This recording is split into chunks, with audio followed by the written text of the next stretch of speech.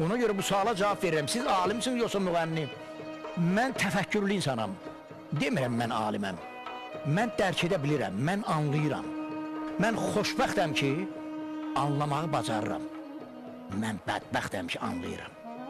Ona görə ki, bizim cəmiyyətdə o qədər naqisliklər var ki, mən onları görə-görə susmağım mənə bədbəxtlik gətirir.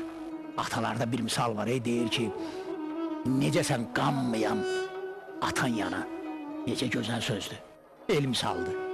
Sənə qurban olum, ay mənim elim, ay mənim obam.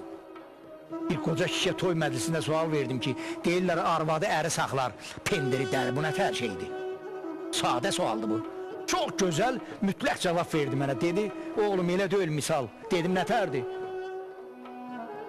Dedi, duzsuz pendiri dəriyə töysən, 1-2 günün içində ilənəcək. Dedim, bə nə tərdir? Dedi, arvadı özü saxlar, pendiri duzu.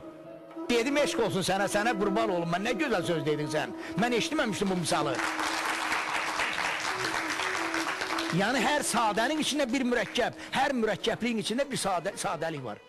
Köydən gedən 5 durnalar, köydən gedən